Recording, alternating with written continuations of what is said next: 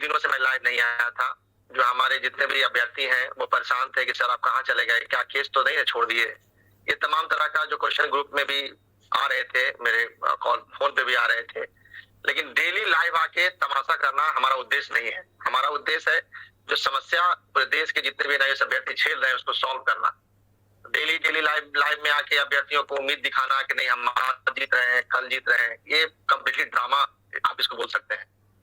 अभ्यर्थी भी परेशान उम्मीद लेके बैठा हुआ, जब जीत जाएंगे तो जीत जाएंगे।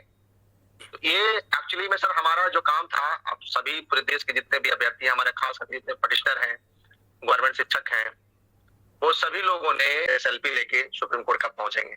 तो सर हमारा जो वेस्ट बंगाल में जो केस था वो डिसमिस हो चुका है और एसएलपी लेके बहुत जल्द, क्योंकि वेस्ट बंगाल और उसमें कुछ कुछ जो चीजें हैं वो पेंडिंग है हमारा, और वेस्ट बंगाल एक सेकंड कॉल आ रहा है।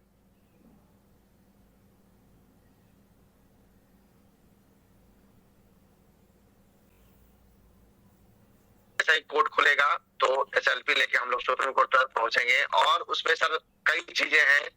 सभी साथियों को मैं बताना चाहता हूं कि आप लोग जो परेशान थे कि सर सब कर रहा है काम, आप ना कर रहे हैं, सब जो है इस तरह का जो प्रक्रिया चल रहा है, सर आप कुछ नहीं बोल रहे हैं। तो भाई समय के साथ यदि जो काम हमने उठाया है वो काम ही ना हो तो बिना मतलब का माइक पे आके बक बक बक बक करना हमारा आदत है नहीं। हमारा जो काम था वो निरंतर चल रहा था। मुझे आवश्यकता पड़ी वेस्ट बंगाल में तो सीनियर वकील भी हम लोगों ने रखा, दो जूनियर भी हम लोगों ने रखा और करके हम लोग तरीके से उसका काम कर रहे थे। केस डिसमिस हो गया है, उसमें कुछ और फॉर्मेलिटी है वो हो गया है, उसमें कुछ और फॉर्मेलिटी है वो हम लोग पूरा कर रहे हैं। जैसे ही पूरा हो जाएगा तुरंत हम लोग एसएलपी लेके सुप्रीम कोर्ट पहुंचेंगे और उसके साथ 2 केस ट्रांसफर होगा वेस्ट बंगाल का ही। उसके बाद बिहार से हम लोग एमए, एक और आईए, ये तमाम तरह का वो सारा एसएलपी में फाइल होगा। हो सकता है कि हम 2 केस इसी हफ्ते सुप्रीम कोर्ट में ट्रांसफर कराने जा रहे हैं, क्योंकि विंडो एक बार सपोज कीजिए कि सभी के लिए ओपन होगा तो बार बार कोर्ट विंडो ओपन नहीं करेगी। तो उसको लेके हम लोग प्रक्रियाधीन है, वो सारा कुछ हम लोग बहुत जल्द कर रहे हैं। वो सब रणनीति के तहत सारा काम हो रहा है, हम लोग कर रहे हैं। अभ्यर्थी परेशान थे कि सर आप नहीं आ रहे हैं, क्या 303 पटिशनर जो आपके साथ जुड़े हुए हैं उनका क्या होगा। लेकिन सभी को मैंने मैसेज देकर रखा था कि आप धैर्य बना के रखें, किसी से आपको जुड़ने की आवश्यकता नहीं है। कोई कुछ भी आपको कहे, आपको बहलाए फुसलाए, बहुत तरह का बात आपको बताए, आपको कुछ भी करने की आवश्यकता नहीं है। आप धैर्य बना के रखें, क्योंकि सुप्रीम कोर्ट ने ऑलरेडी आपको एक ऑर्डर दिया है कि आप हाई कोर्ट से आइए और हाई कोर्ट से ही आप जा सकते हैं। बीच में यदि आप रास्ता बदलते हैं तो कोर्ट भी सवाल करेगी। तो लगभग हमारा काम पूरा हो चुका है। हालांकि ये काम होने में समय लगा, समय लगता भी है क्योंकि हाई कोर्ट में काफी वक्त लगता है। तो वो सब सारा प्रक्रिया हमारा लगभग पूरा हो चुका है और एक ही साथ 3-4 केस हमारा जो है एसएलपी में टैग होगा और सारा केस एक साथ सुप्रीम कोर्ट में माननीय गवाही सर के बेंच में सुनवाई होगी। अब देखना है कि कब सुनवाई होगी, कैसे सुनवाई होगी। हो सकता है कि सारा केस एक ही में तलब हो जाए या क्या हो, समय सुनवाई होगी। हो सकता है कि सारा केस एक ही में तलब हो जाए या क्या हो, समय बताएगा। अभी हम उस पर बहुत चर्चा नहीं करना चाहते हैं, लेकिन यह बात है कि बहुत जल्द आपको जो है जितने भी लोग हैं हमारे केस में, जितने भी लोग हैं वो सभी लोगों का हो सकता है कि बारी बारी से उनका सारा, सभी अभ्यर्थियों को फोन जाए, बारी बारी से उनका सारा प्रक्रिया हम लोग करना शुरू कर देंगे और फिर से आपका जो सुप्रीम कोर्ट में एक बार पटिशनर के रूप में आपका नाम सुप्रीम कोर्ट में दिखेगा। और कहने की बात यह है कि जो लोग घबरा रहे थे कि कुछ अभ्यर्थी मुझे फोन करके कह रहे थे सर क्या होगा, आप परेशान थे। देखिए घबराहट के हम ऐसा कोई काम न करेंगे। आपका जो नौकरी है वो बिहार सरकार या जो भी सरकारें हैं वहां पे सेव रखा हुआ है।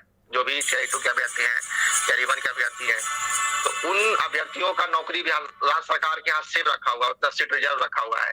यदि हम कोई भी उल्टा पुल्टा छोटा सा निर्णय, कोई गलत गतिविधि करेंगे तो मालूम चलेगा कि उस नोटिफिकेशन में आपको नौकरी नहीं हो पाएगी। तो उसको मद्देनजर रखते हुए थोड़ा डिले तो हो रहा है, तो कौन पहले करा लिया। कई लोग जो दावा कर रहे थे कि हम तुरंत चुटकी में करा लेंगे, वही स्थिति हो गई। किसी को कोई कहा दे कि हम जादू कर देंगे और तुरंत हम सारा समस्या का समाधान कर देंगे, तो ये अब क्या कहें, छोड़िए, सब पे टिप्पणी नहीं करना मुझे अपनी बात कहनी है। अपनी बात ये है, सभी साथियों को कहना चाहते हैं कि मजबूती से आपकी जो बात है सुप्रीम कोर्ट में, जो हम लोग नहीं कह पाए थे, हमारा राज्य नहीं कह पाया था, हम लोग पुनः सुप्रीम कोर्ट जा रहे हैं और कई केस लेके जा रहे हैं। उसमें कई केस ट्रांसफर होगा, एमए फाइल होगा, आईए फाइल होगा, एसएलपी होगी, तो मजबूती से हम लोग उसमें बात को रखेंगे। ये सारी तैयारी हम लोग कर रहे हैं और जितने भी हमारे पटिशनर हैं सभी फिर से आप कमर कस लीजिए, आपकी फाइनेंशियल सपोर्ट की भी आवश्यकता होगी। मैं आम अभ्यर्थियों से कोई चंदा नहीं लेता हूँ, 1 रुपया भी, कि हम 500 दे दीजिए, 1000 दीजिए, 2000 दे दीजिए। जो हमारे केस में जुड़े हुए हैं, क्योंकि वो लाभ लेंगे तो उन्हीं को आगे आना होगा। बाकी जो हमारे गवर्नमेंट टीचर हैं वो हमें सहयोग करते हैं। हमें आम अभ्यर्थियों को परेशान नहीं करना है, आम अभ्यर्थी को तंग नहीं करना है, नमाज तक किसी को तंग किए हैं, तो यही हमारा मुख्य उद्देश्य है।